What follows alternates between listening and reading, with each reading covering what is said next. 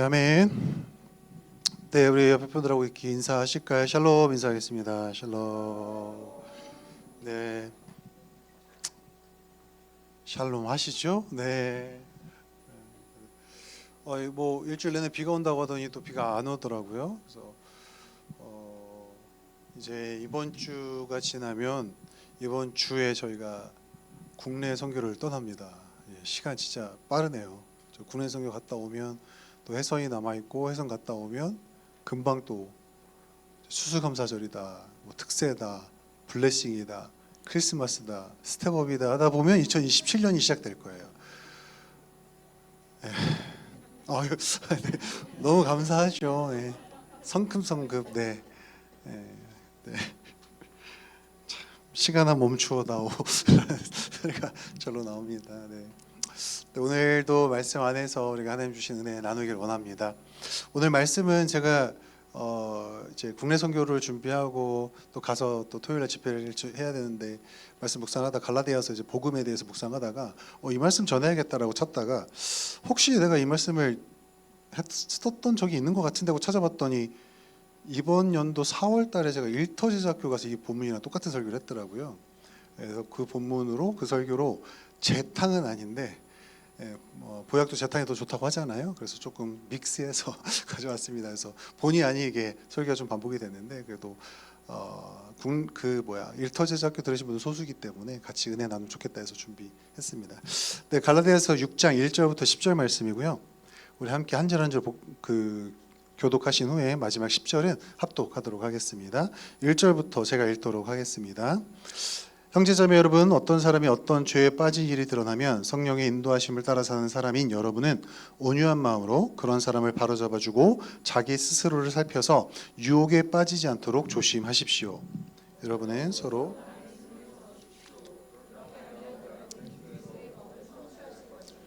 어떤 사람이 아무것도 아니면서 무엇이 된 것처럼 생각하면 그는 자기를 속이는 것입니다. 그 사람은 자기 일을 살펴보십시오. 그러면 자기에게는 자랑거리가 있더라도 남에게까지 자랑할 것은 없을 것입니다. 사람은 각각 자기 몫에 짐을 져야 합니다. 말씀을 배운 사람은 가르치는 사람과 모두 좋은 것을 함께 나누어야 합니다. 자기를 속이지 마십시오. 하나님은 조롱을 받으실 분이 아니십니다. 사람은 무엇을 심든지 심은 대로 거둘 것입니다. 자기 육체에다가 심는 사람은 육체에 썩을 것을 성령에다 심는 사람은 성령에서 영생을 거두. 선한 일을 하다가 낙심하지 맙시다. 지쳐서 넘어지지 아니하면 때가 이를 때에 거두게 될 것입니다. 그러므로 기회가 있는 동안에 모든 사람에게 선한 일을 합시다. 특히 믿음의 식구들에게는 더욱 그렇게 합시다. 아멘. 영향력 있는 삶이라는 제목으로 함께 말씀 나누도록 하겠습니다. 저는 여러분 저랑 이제 어떻게 하다 보니까 4년을 동행을 하게 돼서 아시겠지만 취미 생활이 꽤 있는 사람이에요. 어제도 이제 돌아가서 요즘 또 건강한 취미 러닝을 또 시작을 다시 해가지고 어제도 또 뛰었습니다. 오랜만에 뛰니까 정말 심장이 목구멍으로 튀어나온 듯한 느낌을 느끼면서 이것 뛰었는데 쇠맛이 느껴지다지 이렇게 하면서 막 하찮은 내 몸뚱아리 하면서 뛰고 왔는데 좋더라고요. 부슬부슬 비 올 때 뛰면 더 좋습니다. 한 3배 더 힘들고 좋아요. 되게 좋은데. 그리고 또 저는 이제 개인적으로 건담 프라모델을 되게 좋아해요. 우리 예준이가 이제 커가지고 예준이가 이제 또 제가 하는 거는 못하고 좀 복잡하니까 조금 단순한 거를 사주면 막 앞에서 만들어요. 그럼 저랑 같이 앉아갖고 막 하면서 아빠 이건 어떻게 붙여야 돼? 아빠 이거 멋있지? 아빠 거보다 내게 멋있어? 막 이러면서 그럼 저는 지지지 않고 내게 더 멋있거든? 막 이러면서 싸우면서 합니다. 그리고 또 하나는 저 게임 되게 좋아해요. 왜냐면 그 중학교 때부터 콘솔 게임에 빠져 있는 사람이어서 게임하는 아재입니다. 게임하는 아재인데 가끔 가다가 이제 게임하다가 제가 이제 몰입을 하게 돼요. 특히 이제 축구 게임 하면 저는 맨유의 팬이기 때문에 지금까지 한 30년 이상 맨유로만 플레이했던 것 같아요. 그래서 맨유가 게임에서도 지면 저도 모르게 험한 말이 나갑니다. 근데 그것을 우리 예인이가 들은 거예요. 엄마 아빠 이상한 말 하더라 이렇게 들은 거죠. 아내가 지나가면서 어느 날 저에게 넌지시 얘기했습니다. 목사님 게임을 해도 목사인 걸 잊지 마세요. 그래서 아들 딸이 듣습니다. 진짜 쥐구멍을 찾아서 들어가고 싶었습니다. 너무 부끄러웠어요. 본이 되지 않는다라는 거죠. 그죠? 여러분 우리 신앙생활 가운데 우리를 끈질기게 괴롭히는 것 중에 하나가 바로 이 본이 된다라는 거예요. 본이 되지 못한다. 봉 말고요. 본이 된다. 예수님께서도 모든 제자들의 삶은 산 위에 세운 도시와 같이 감출 수 없다라고 말씀하셨습니다. 그리스도의 제자가 되는 순간부터 어쩔 수 없이 세상 속에 노출되고 본을 보여야 하는 삶에 대해서 어떻게 보면 선한 강요를 받게 된다는 것이죠. 크리스천은 선한 영향력이 있는 삶을 살아냄으로써 그 삶이라는 통로를 통해 그리스도의 복음을 세상에 전파해야 하는 임무, 사명을 띠고 있는 사람들입니다. 세상 속에서 본이 된다는 것의 의미는 바로 선한 영향력을 나누고 보여주는 삶을 산다라는 의미와 같다라는 것입니다. 그런데 영향력을 가진 삶은요, 여러분 어떻게 사라질까요? 갑자기 막 우리 기한 형제가 나 이제 오늘부터 영향력 있는 삶을 살 거야 아자! 하는 순간부터 영향력이 막 흘러가나요? 안 가요. 그죠? 안 갑니다. 그냥 난 할 거야가 되는 것이 아니죠. 영향력이 있는 삶은 다른 사람들의 삶과 비교해 봤을 때 어떠한 부분에서 분명히 다른 점, 즉 차별점이 존재해야 됩니다. 아니면 실력이 있던가 뭔가 다른 게 있어야 영향을 줄 수 있다는 거예요. 남에게는 없거나 있지만 미려한 것들이 내 안에는 확고히 자리 잡고 있어야 한다는 것입니다. 그죠? 나랑 똑같이 사는 사람이 뭐라고 한들 나한테 영향력은 없어요. 조금은 더 낫다는 평가를 받아야 된다는 것이죠. 요즘에 그 의미가 많이 퇴색되었지만 인플루언서라는 말, 그 뜻 자체는요, 무언가 선한 영향력을 줄 수 있는 삶을 살아내면서 그 삶으로 남들에게 이런저런 깨우침을 주는 사람이라는 것이 인플루언서라는 뜻이에요. 사실은 유튜버들이 인플루언서가 아닙니다. 그죠? 먹방 잘한다고 인플루언서가 아니죠. 나보다 더 잘 먹는다? 네, 은혜 받을 수 있겠지만 그건 크게 큰 선한 영향력은 아닌 것 같습니다. 그죠? 그런 의미에서 바라봤을 때, 인플루언서의 올바른 정의로 바라봤을 때, 크리스천들, 우리 모든 크리스천들은 영적인 인플루언서면서 그렇게 되어야 한다는 것입니다. 삶 속에서 다름을 만들어내기 위해서 우리는 나 자신을 훈련시켜서 남들에게 없는 선한 실력, 영성, 인성, 영향력을 길러야 한다는 것입니다. 그냥 그리스도의 제자가 되고 구원받는다 해서 그 영향력이 자연스럽게 따라붙는 건 아니라는 거예요. 자, 오늘 주신 말씀 속에서 그래서 우리가 영적인 영향력을 갖기 위해서 기억해야 될 것들, 어떤 준비를 해야 되는지를 한번 살펴보도록 하겠습니다. 우리가 영적으로 선한 영향력을 갖추기 위해서는 첫째로 나 스스로 돌아보아 겸손해야 합니다. 겸손이라는 미덕을 가져야 된다는 거죠. 나 스스로 돌아보아 겸손해야 합니다. 우리 양옆에 계신 분, 전후좌우에 계신 분들에게 이렇게 도전할까요? 겸손합시다. 겸손하게 얘기하세요. 네, 이렇게 턱을 밑으로 빼시면 겸손한 게 아니에요. 이거 안 됩니다. 이렇게 겸손합시다. 그죠? 자, 본문 1절과 3절에서 사도 바울께서는 어떤 사람이 불의한 언행, 즉 범죄함이나 잘못된 것이 보여지면, 즉 죄에 빠진 결과로 어떠한 언행을 보일 경우 주님의 제자된 성령님께 인도를 받는 우리, 주님의 제자된 우리는 그들을 바로잡아 주어야 한다라고 말하고 있습니다. 분명한 진리의 기준을 가지고 아닌 것은 아니다, 불의한 것은 불의하다 말할 수 있어야 한다는 것입니다. 요즘 교회에서는 그게 참 많이 사라졌어요. 왜냐하면 그런저런 사정이 있겠지 하고 너무 용납하고 포용하기 때문이죠. 근데 우리는 서로 잡아주어야 하는 공동체예요. 그죠? 그런데 그것에는 조건이 붙어요. 1절 후반부인데요. 그럼 같이 한번 읽어볼까요? 여러분은 온유한 마음으로 그런 사람을 바로잡아주고 자기 스스로를 살펴서 유혹에 빠지지 않도록 조심하십시오.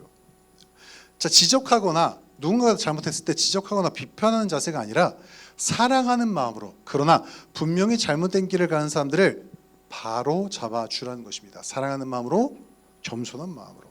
그러나 그 앞에 붙는 조건이 바로 자기 스스로를 살펴서 유혹에 빠지지 않도록 조심하십시오. 예수님께서 말씀과 비슷한 말씀이에요. 너희가 심판을 받지 아니하려거든 남을 심판하지 말라. 너희가 남을 심판하는 그 심판으로 하나님께서 너희를 심판하실 것이요 너희가 되질하여 주는 그 되로 너희에게 되돌려 주실 것이다. 어찌하여 너는 남의 눈에 있는 티는 보면서 내 속에 있는 들보는 깨닫지 못하느냐. 마태복음 7장 1절부터 3절의 말씀이죠. 사도 바울께서 이러한 말씀을 하신 것은요, 이러한 지적을 하신 것은 당시 갈라디아 교회 상황을 봐야 이해가 돼요. 갈라디아 교회에 만연했던 문제 때문이었는데요. 갈라디아서는 갈라디아 교회를 영적으로 위협하고 공격하는 율법주의, 행위주의에 대한 경고를 담고 있는, 지적을 담고 있는 책입니다. 율법주의자들은 불의와 범죄를 향한 고발과 고소 그리고 지적에 능한 사람들이었어요. 이렇게 지적해내는 것, 그렇죠? 그런데 그런 행위 안에는 오늘 본문 말씀처럼 온유함이나 겸손함은 없었어요. 자기 자신을 돌보아 살피는 자세도 부족했습니다. 왜 그랬을까요? 그들에게는 진정한 사랑과 겸손이 없었기 때문입니다. 여러분, 겸손은 여러 가지로 정의할 수 있겠죠. 여러분 어떻게 정의하시는지 모르겠지만 저는 성경을 묵상하면서 저 나름대로 이러한 정의를 내렸고, 저에게 제자훈련 들었던 분들은 한 번쯤 들어보셨을 거예요. 저는 겸손을 이렇게 정의합니다. 하나님께서 나를 바라보시는 관점으로 나를 이해하고 용납한 상태라고 좀 바라봐요. 하나님이 나를 바라보는 관점으로 내가 나를 바라보는 거죠. 완벽한 객관적인 관점으로 보는 겁니다. 하나님 앞에서 내가 어떠한 죄인인지, 그리고 어떠한 용서를 받았는지, 용서받았음에도 그 은혜에 걸맞지 못하게 살아내고 있음을 인지하고 인정하고 나 스스로의 모습을 그대로 받아들인 상태가 겸손이라고 저는 생각을 합니다. 나를 아는 거죠, 말 그대로. 절대 객관자이신 하나님의 관점으로 나를 보면 남들을 바라볼 때 저절로 겸손한 관점이 생겨나게 됩니다. 제가 힘들어하는 저의 못난 모습이 제 아들, 딸, 예인, 예준, 예훈이를 통해서 비춰질 때 진짜 화가 치밀어 올라요. 내가 평생 진짜 거의 50 가깝도록 살면서 뜯어 고치고자 했던 이상한 모습인데 예훈이가 그런 모습을 보여요. 막 뒤집어집니다, 막. 그죠? 그러면서 어떻게 될까요? 근데 또 동시에 저절로 고개가 숙여지죠. 저게 난데, 저 모습이 난데, 아빠도 이렇게 힘든데 너는 그 모습이 얼마나 힘들겠니? 그죠? 저절로 고개가 숙여집니다. 사랑하는 여러분, 하나님의 말씀은 우리가 복음 앞에서, 진리의 기준 앞에서 어떤 모습인지 알고 그럼에도 불구하고 우리를 받아주신, 용납하신 하나님의 은혜를 기억하라고 우리에게 도전하고 있습니다. 우리는 그 관점으로, 하나님의 관점으로, 나를 바라보시는 관점으로 타인을 바라봐야 할 줄 믿습니다. 그래서 2절에서 사도 바울은 이렇게 명령하죠. 여러분은 서로 남의 짐을 져 주십시오. 겸손한 관점으로 타인을 바라보아 우리 모두가 힘겨워하는 삶의 무게, 일상의 무게, 우리가 견뎌야 하는 그 타락의 무게들을, 개인의 죄의 무게 말고요, 우리가 함께 경험하고 있는 그 모든 무게들을 나누시라고 사도 바울은 우리에게 도전하고 있는 것입니다.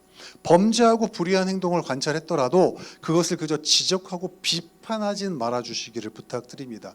그도 일상을 살고 치열하게 생존 경쟁을 하면서 수많은, 그 안에서 막 이리 구르고 저리 구르다 보니까 수많은 죄성과 불의한 본성이 드러나다 보니 그런 행동들이 나오게 된 거예요.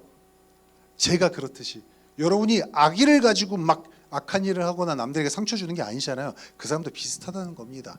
그죠? 하지만 그렇게 이해하다가도 그런 불의가 나에게 닥쳐오면 받아들이기가 힘들 때가 있습니다. 그죠? 그래서 3절에서 하나님께서 이렇게 말씀하십니다. 어떤 사람이 아무것도 아니면서 무엇이 된 것처럼 생각하면 그는 자기를 속이는 것입니다. 우리도 하나님 앞에서 그분의 관점에서 바라봤을 때 내가 보는 저 사람, 내가 흉보는 저 사람, 날 불편하게 하는 그 사람이나 나나 똑같다는 겁니다. 뭐 되지 않? 너 뭐 돼? 안 돼요. 아무것도 안 돼요. 목사라고 뭐 됩니까? 안 돼요. 솔직히 인격과 인성적으로 여러분들이 저보다 훨씬 더 훌륭하다고 저는 생각합니다. 진짜로. 왜냐하면 타이틀이나 우리 이 연수가 뒤에 가면 나오겠지만 그걸 보장해주지 않거든요. 그죠? 율법주의적인 사고를 갖고 있으면, 그런데 율법주의적인 사고를 갖고 있으면 마치 내가 교회를 섬기고 신앙생활한 연수가 나의 영성, 나의 위협, 나의 자격이 된다고 착각할 때가 있어요. 성경 말씀은 이렇게 경고합니다. 하나님 앞에서 내가 무엇이라도 된 것처럼 착각하지 말라고 우리에게 도전하고 있습니다. 우리는 하나님 앞에서 아무것도 아닙니다. 그저 용서받은 죄인입니다. 아직 그 은혜를 모르는 세상 사람들이 그 세상 사람들의 실수를 타이르고 가르쳐주고 비판이 아닌 비평해 줄 수 있어야 합니다. 비판과 비평은 다른 거니까요. 그러나 하나님의 관점에서 나를 보고 그 사람을 보는 겸손과 온유로 행동하시기를 주님의 이름으로 축복하며 소망합니다. 자, 우리가 일상 속에서 선한 영향력을 전하는 삶을 살기 위해서 둘째로 나의 개인적인 영적 성숙에 집중하시기 바랍니다. 내 개인의 영적 성숙에 집중하시기 바랍니다. 옆에 계신 분에게 도전 한번 할까요? 영적 성숙을 사모합시다. 한 번만 더 할게요. 영적 성숙을 제발 사모합시다. 제가 이렇게 강조한 이유가 있어요. 여러분들이 그렇다는 게 아니라 현대교회가 영적 성숙은 조금 물 건너간 것처럼 여기기 때문에 그래요. 영적 성숙이 율법주의가 아닙니다. 절대로. 현대교회는 약간 율법주의라는 것으로 영적 성숙을 덧칠해버렸어요. 그건 아닙니다. 자, 사도 바울은요, 본문 4에서 5절에서 앞절에서 이야기한 내용과 비교했을 때 조금 충돌이 일어나는 주장을 해요. 조금 다른 내용이 있습니다. 앞서 2절에서는 서로 짐을 지라고 해요. 그랬다가 5절에서 지금 본문에서는 각자 짐을 지라라고 합니다. 뭐지? 서로 지라면서요. 각자 경쟁인가? 네가 많이 지나 내가 많이 지나 한번 붙어보자. 아니죠. 근데 여러분 이것은 오류나 충돌이 아닙니다. 2절에서 이야기한 짐이란 단어의 원어적 표현은요, 거대한 창고 같은, 스토리지 같은, 혹은 많은 사람이 함께 짊어져야 하는 거대한 물건이나 짐 등을 상징해요. 원어적으로 두 단어가 달라요. 근데 5절에서 말하는 개인의 짐은요, 개인이 메고 갈 수 있는 짐 혹은 백팩 정도의 짐, 약간 개인이 멜 수 있는 십자가 정도의 짐, 그런 종류의 짐입니다. 혹은 그것보다 조금 더 무거운 물건 등을 상징하죠. 2절에서는 크리스천이 공동체 내에서 선한 영향력을 보이기 위한 온유와 겸손과 섬김과 용납이라는 보편적인 가치를 추구하기 위한 보편적인 짐이라면, 5절의 내용은요, 크리스천 개인의 영적 성장 신앙생활에 관련된 도전을 위한 짐이라고 보시면 돼요. 공동체적으로 함께 져야 되는 짐이 있고 개인이 져야 되는 짐이 있다는 거죠. 그 안에 무슨 짐이 있을까요? 개인이 져야 되는 짐 중에선 개인의 죄성과 싸우는 짐이 있습니다. 개인의 이기심과 싸우는 짐이 있어요. 그거를 제 짐을 혜란이한테 지라고 하면 안 되잖아요. 혜란아, 내 죄성과 좀 싸워줘. 네? 어떻게 줘요? 내가 그거, 그죠? 제가 그럼 소연 목자님한테 얘기해서, 소연 목자님 저랑 같이 이기심의 제 짐을 한번 같이 집시다. 제 짐 좀 져주세요. 소연 말자님 충분히 져주실 수 있으시죠? 목사님 안 돼요. 이러시고 분명하죠. 네. 달라요. 다른 의미예요. 사랑하는 여러분, 우리 모두는요, 우리의 모든 언행이 거룩해야함을 알고 있어요. 구별돼야함을 알고 있습니다. 달라야 돼요. 그런데 일상생활에 치이고 여기저기 살면서 삶에 막 치이다 보면 나의 영적 성장, 즉 성숙함을 향한 노력과 그 고군분투를 놓치기가 쉽습니다. 하나님께서는 그런 우리의 연약함을 아시기에 사도 바울의 입술을 통해 경고하시는 거죠. 각 사람은 자기 일을 살펴보십시오. 각 사람은 자기 일을 살펴보십시오. 우리 개인의 영적 성숙과 거룩함을 위해 우리를 날마다 우리 스스로를 돌아봐야 할 줄 믿습니다. 나의 삶에 관한 영적 성찰이 없으면 우리의 삶에는 율법주의적인 위선과 외식이 가득하게 됩니다. 나는 못하면서 나는 핑계가 있고 나는 이유가 있으니까 너는 그러면 안 돼라는 약간 외식이 가득하게 된다는 거죠. 내가 먼저 하나님 앞에서 나의 거룩하지 못한 일상을, 언행을, 생각을 돌아보며 회개하고 다시 주님의 거룩한 임재와 말씀 안으로 나 자신을 기꺼이 복종시키는 훈련을 날마다 해야 한다는 것입니다. 각자 자기 일을 살펴보십시오. 우리가 그렇게 하나님과 나 개인적인 인격적인 관계에 집중하며 개인의 영적 성숙, 거룩함을 성장시켜가면 본문의 말씀처럼 나 스스로에게 떳떳하게 됩니다. 나 스스로에게. 4절 말씀이죠. 그러면 자기에게는 자랑거리가 있더라도 남에게까지는 자랑할 것은 없을 것입니다. 내 개인의 경건과 거룩함은 남에게 자랑거리로 쌓는 것이 아니라는 거예요. 남들의 인정과 상관없다는 것입니다. 남의 인정, 남의 시선, 남의 관점 등이 아닌 온전한 경외의 대상이신 하나님 앞에서 인정받는 참된 자유를 경험하게 된다는 것입니다. 남들이 어떻게 보든지 간에 말입니다. 사랑하는 여러분, 남이 나를 바라보아 어떤 평가를 내릴지, 어떤 영향을 받을지 고민하는 것은 참 귀한 거예요. 남들 눈치 안 보고 사는 건 되게 안 좋은 겁니다. 눈치 어느 정도 보면 살아야 돼요. 그러나 그것보다 더 중요한 것이 있는데, 그것은 뭐냐면 남들이 나를 어떻게 평가하는지를 넘어서 하나님께서, 절대 객관자신 하나님께서 나를 어떻게 평가하시는지, 어떻게 바라보시는지를 더욱 우선적으로 살펴봐야 할 줄 믿습니다. 즉 각자 자기 몫의 짐을 져야 합니다. 무슨 짐이죠? 영적 성숙과 거룩의 짐을 져야 합니다. 하나님의 말씀 앞에서 나의 일상 속 삶의 모습은 객관적으로 냉정하게 하나님이 보셨을 때 어떤 평가를 받을 수 있을까? 나는 나 스스로에게 너무나 관대한 것은 아닌가? 그런데 남에게는 그렇게 모질고 비판적이고 날카로우면서도 나 스스로에게는 너무나도 은혜롭고 관대한 것은 아닌가? 돌아봐야 할 줄 믿습니다. 반대가 된 경우도 있어요. 그것도 돌아봐야 하죠. 나에게 너무 차갑고 남에게 너무 관대한 경우, 그것도 돌아봐야 하겠죠. 우리가 일상 속에서 본이 되려면 나 스스로를 먼저 돌아보는 영적 성찰이 있어야 하고, 그 성찰을 통해 개인의 영적 성숙에 집중하며 노력해야 할 줄 믿습니다. 개인의 영적 성숙에 집중하시기를 부탁드립니다. 자, 우리가 선한 영향력을 나누는 삶을 살기 위해서는 셋째로 성령에 심어야 합니다. 성령에 심어야 합니다. 자, 영적으로 꾸밈이 없고 솔직하며 양심이 바라야 한다는 것입니다. 서로 이렇게 도전 한번 할까요? 성령에 심읍시다. 성령에 심읍시다. 자, 본문 7절로 8절에서 사도 바울은요, 스스로 속이지 말라는 경고합니다. 스스로 속이지 말아라. 율법주의는 스스로를 속이게 합니다. 거룩한 척, 경건한 척, 척척척 하다 보면 내가 마치 진짜 그런 사람인 것처럼 스스로를 속일 수 있습니다. 그게 너무 당연시된 우리 교회 생활이죠. 척척척척 하는 거. 그죠? 앞선 구절에서 살펴본 것처럼 나를 살피기보다는 남을 향한 평가와 비판을, 그리고 남이 나를 생각하는 거에 것을 우선시하게 된다는 거죠. 우리도 그런 함정에 빠질 수 있습니다. 특히 앞에 나서야 하는 리더일 경우엔 그렇게 실수하기 더 쉬워집니다. 그렇다 여러분, 막 목장모님 들어가서 목자님이 막 어제나 막 죄 다 고백하고 막 이러는 얘기 아니에요, 여러분.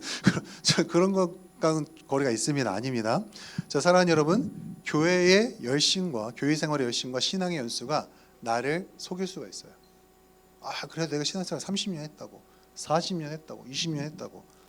여러분의 신앙 연수가, 여러분의 교회를 섬기는 열정이, 여러분의 직분과 직책이 여러분의 영적 성숙과 거룩함의 지표가 아님을 기억하시기를 부탁드립니다. 교회를 섬길 때도, 직장에서 타인을 섬기고 본이 되려고 할 때도 어떤 경우에도 그러한 선한 행실과 섬김의 중심에 하나님이 없는, 하나님이 빠진 경우는 언제든지 발생할 수 있습니다. 내가 드러나고 싶을 때가 있어요. 내가 인정받고 싶을 때가 있습니다. 교회에서 인정받는 일꾼이라 스스로 생각하고 살다가 조금 소외되고 조금 인정받지 못하고 조금 뒤처진 것 같다는 느낌이 들면 바로 마음에 불편함이 생겨나고 섭섭 귀신이 찾아오죠. 그때 똑똑똑 나 왔어. 섭섭하지? 나랑 손잡고 얘기 좀 해볼까? 섭섭 귀신이 들어오고 영접합니다. 어서 오세요. 자, 회사에서 좋은 마음 품고 교회에서나 어디서나 용납하고 은혜를 베푸다 보면 본이 되는 게 아니라 봉이 되는 거 아닌가라는 생각이 들 때도 있어요. 섭섭해지고 불쾌해지고 이게 뭐지? 보자 하니까 내가 보자기인 줄 아나? 이런 느낌이 있을 때가 있습니다. 괴로울 때가 있다는 거예요. 그렇게 그것이 인간의 연약함이기도 하지만 또 철저히 생각해 봤을 때 내가 중심이 되어 섬기는 것은 8절의 말씀처럼 육체에다 심는 겁니다. 육체에다 심는 것. 그것은 육체에 썩을 것을 거두게 됩니다. 내가 내 중심으로 육체에 심었기 때문에 육체의 것을 거두게 되죠. 시기, 질투, 분노, 비판, 정죄, 미움, 당파짓는 것 등등 거룩하지 못한 열매가 맺히게 됩니다. 저희 아버지한테 들은 얘기예요. 저희 아버지 이제 40년 목회하시고 은퇴하셨잖아요. 은퇴하실 때까지 무슨 얘기를 들으셨냐면 우리 목사님은 나하고 악수할 때 웃어주질 않아. 나 안 좋아해라는 얘기를 피드백을 들으셨대요. 70대, 80대 권사님들에게. 그래서 그냥 옆에 분하고 얘기하다가 웃지 못하고 인쇄했을 뿐이야 라고 했는데 그거에 시험을 들으셨다고 하더라고요. 그게 인간의 연약함이라는 거예요. 항상 인간은 자기중심적일 수밖에 없다는 거예요. 그죠? 근데 그렇게 되면 뭐가 와요? 시기, 질투, 분노, 비판이 들어온다는 겁니다.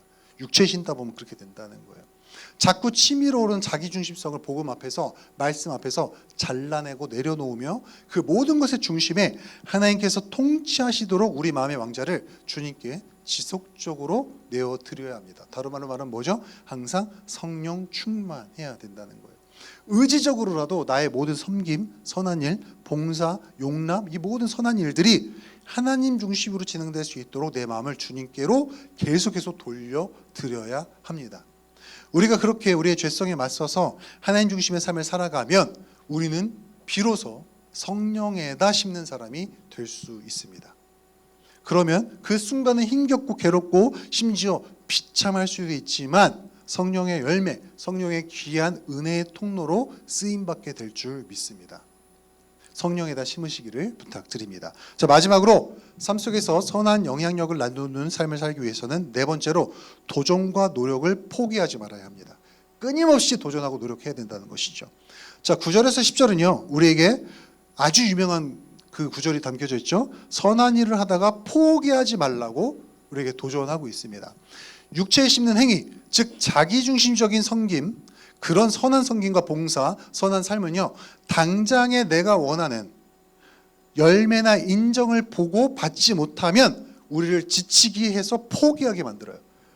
내가 무슨 부귀영화를 누리자고 이런 걸 해? 남들도 몰라주는데 아무 인정도 못 받는데 내가 뭐하러 이렇게 노력을 해? 라는 것으로 간다는 겁니다. 그러나 하나님 중심의 성령에다 심는 삶을 선택한 사람은 힘겨워도 그 삶을 지켜낼 수 있습니다. 성령에다 심는 사람은 당장의 눈에 보이는 결과나 인정에 목을 매지 않기 때문입니다. 내 감정과 생각까지도 뛰어넘을 힘이 성령님 안에서 우리에게 공급되기 때문이죠. 그런 사람들에게는 복음 안에서 회복된 하나님 나라에 대한 영원한 그 나라에서 받을 영원한 상급에 대한 소망이 있기 때문입니다. 실질적이고 사실적인 소망이 있기 때문이죠. 복음 안에서 겸손한 관점으로 자기 자신을 바라보며 남들의 인정이나 칭찬 등이 아닌 하나님 앞에서 영적 성숙과 성장, 거룩함에 집중하기 때문에 당장에 보여주는 결과로 인해 지치거나 포기하지 않는다라는 것입니다. 나 스스로를 속여 사람 앞에서, 심지어 하나님과 나 스스로 앞에서 척척하지 않고 있는 모습 그대로 인정하면서도 철저히 하나님의 말씀을 기준 삼아 자신의 삶을 거룩하게 조율하며 이끌어갈 수 있기 때문에 그 사람들은 그런 삶을 포기하지 않는다라는 것입니다. 하나님의 통치에 순종하여 그분이 기뻐하시는 일을 하는 것이 우리가 해야 하는 마땅한 일임을 알기 때문에 끝까지 노력하고 포기하지 않는다라는 것입니다. 그리고 우리가 이 수많은 어려움과 마음의 고민 속에서도 이러한 선한 일을 포기하지 않는 궁극적인 이유는 하나님의 약속을 믿기 때문이죠. 뭐죠? 때가 이를 때에 거두게 될 것입니다. 때가 이르면 거두게 됩니다. 성령에다 심었으면 성령에 심은 것을 때가 이를 때 우리가 거두게 될 것입니다. 그러니 우리는 겸손하게 본인 스스로를 살피고 영적 성숙과 성장을 위해 노력하며 나와 남에게 진실되게 사는, 성령 충만함으로 사는 그러한 삶을 지속적으로 고민하며 치열하게 살아내야 할 줄 믿습니다. 여러분이 이미 그러한 삶을 살고 계시고 그러한 삶을 살기 위해서 노력하고 계신다 믿습니다. 여러분 포기하지 맙시다. 포기하지 맙시다. 끝까지 살아내면 하나님께서 결국 열매 맺게 하실 줄 믿습니다. 자, 우리는 이 뜨거운 여름에 더 뜨거운 복음을 담고 뜨거운 태백당으로, 태백당은 아니죠. 제 숙소에 속았네요. 네, 그 흥전, 도계 쪽으로 갑니다. 우리가 이렇게 국내와 또 해외 선교, 티니지 45도가 넘는 그 땅, 정말 가서 그 도마뱀 놀이를 하고 올 것 같아요. 말이 뜨거워서. 자, 이러한 선교를 통한 귀한 섬김도 이러한 마음가짐으로 우리가 임하기를 부탁을 드리고 소망합니다. 겸손히 나 자신을 돌아보며 모든 것이 주의 은혜임을 고백하면서 사람의 반응이나 인정에 집착하지 않고 끝까지 포기하지 않고 선한 일에 집중하다 보면 우리는 어느샌가 나도 모르게 거룩하고 선한 영향력을 전하는 사람들이 될 것이라고 믿습니다. 저 옆에 분에게 이렇게 마지막으로 도전 한번 하실까요? 선한 영향력을 전하며 살아갑시다. 네, 옆에 분에게 선한 영향력을 받고 계신가요? 네, 현이에게 아울렛의 영향력을 받고 계십니까? 네, 이제 우리 함께 찬양하고 기도하도록 하겠습니다.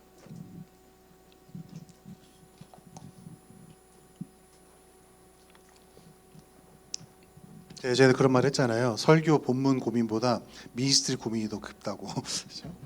오늘은 별 고민 안 했던 것 같아요. 바로 그냥 이 찬양이 생각났습니다. 원하고 바라고 기도합니다라는 찬양인데요. 저는 제가 알아요. 제 성품이, 저의 인격이 정말 부족하다는 걸 제가 알거든요. 그래서 이 가사가 너무 좋아요. 그래서 예수님의 성품이 나의 인격이 되고, 저는 이게 너무 마음에 꽂혀요. 너무 부끄럽지만, 매번 고백하면서 매번 부끄럽지만 예수님의 성품이 나의 인격이 된다. 영향력이 없을래야 없을 수가 없겠다. 이게 진짜 힘들구나라는 생각. 인격적인 사람, 성품 훌륭한 사람 된다는 게 얼마나 힘든 건지를 살면서 더 알게 되는 것 같아요. 여러분 그러시지 않나요? 그죠? 그냥 참 인격 좋아 아니면 저 사람 괜찮아 말 듣기가 진짜 힘든 거였어요. 쉬운 게 아니더라고요. 그 모든 게 우리 안에 내주하신 성령 하나님의 능력 아니면 불가능하다 생각합니다. 거기에 더하여 우리의 노력도 필요하겠죠. 이 시간 우리 원하고 바라고 기도합니다는 찬양을 주님 앞에 기도하는 마음으로 올려드리면서 주님 진짜 이 가사 그대로 나에게 실현되기를 원합니다. 나 진짜 그런 사람 돼서 선한 영향력을 전하며 내 주변 사람, 더 나아가 이 사회와 세상에 진짜 선한 영향력을, 거룩한 복음의 영향력을 끼치는 사람 되게 주십시오라는 마음으로 간구하는 마음으로 불렀으면 좋겠습니다.